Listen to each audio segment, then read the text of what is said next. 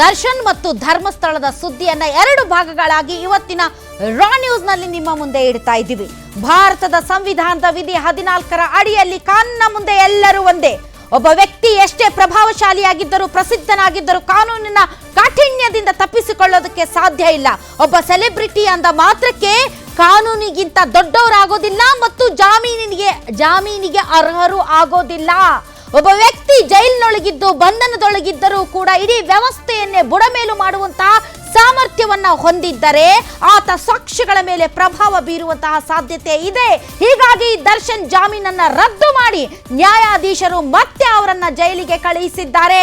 ಇನ್ನೇನು ನ್ಯಾಯಾಧೀಶರ ಮುಂದೆ ಈಗ ಅರೆಸ್ಟ್ ಮಾಡಿದಂತಹ ದರ್ಶನ್ ಅಂಡ್ ಗ್ಯಾಂಗ್ ಮತ್ತೆ ಜೈಲಿಗೆ ಹೋಗ್ತಾರೆ. ಯಾವ ಜೈಲಿಗೆ ಹೋಗ್ತಾರೆ ಅನ್ನೋದೇ ಈಗಿರುವಂತಹ ಅತಿ ದೊಡ್ಡ ಪ್ರಶ್ನೆ.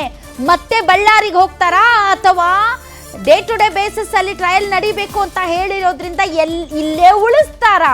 ಎಲ್ಲಿಗೆ ಹೋಗ್ತಾರೆ, ಯಾರ್ಯಾರು ಎಲ್ಲೆಲ್ಲಿ ಹೋಗ್ತಾರೆ ಅನ್ನುವಂತಹ ಪ್ರಶ್ನೆಗೆ ಉತ್ತರ ಇನ್ನೇನು ಕೆಲವೇ ಕ್ಷಣಗಳಲ್ಲಿ ಸಿಗುತ್ತೆ. ಆದರೆ ಇವತ್ತು ಸುಪ್ರೀಂ ಕೋರ್ಟ್ನಲ್ಲಿ ಬಂದಂತಹ ಜಾಮೀನು ರದ್ದತಿ ವಿಚಾರಕ್ಕೆ ಸಂಬಂಧಪಟ್ಟಂತೆ ಸುಪ್ರೀಂ ಕೋರ್ಟ್ನ ಅಭಿಪ್ರಾಯ ಏನಿದೆ ಅದು ಎಲ್ಲ ರಾಜ್ಯಗಳಿಗೂ ಕೂಡ ಕಳುಹಿಸಿ ಪ್ರತಿಯನ್ನ ಯಾವ್ಯಾವ ಜೈಲುಗಳಲ್ಲಿ ಇಂತಹ ಕೊಲೆ ಆರೋಪಿಗಳಿಗೆ ಮತ್ತು ಅಪರಾಧಿಗಳಿಗೆ ರಾಜ್ಯಾತಿಥ್ಯ ನೀಡುತ್ತಿದ್ದಾರೋ ಅದೆಲ್ಲದಕ್ಕೂ ಕೂಡ ಇದು ಒಂದು ಶಾಸನದ ರೀತಿಯಲ್ಲಿ ಆಗಲಿ ಅಂತ ಸುಪ್ರೀಂ ಕೋರ್ಟ್ನ ಜಡ್ಜ್ಗಳು ಒಂದು ಅಭಿಪ್ರಾಯವನ್ನ ವ್ಯಕ್ತಪಡಿಸಿದ್ದಾರೆ.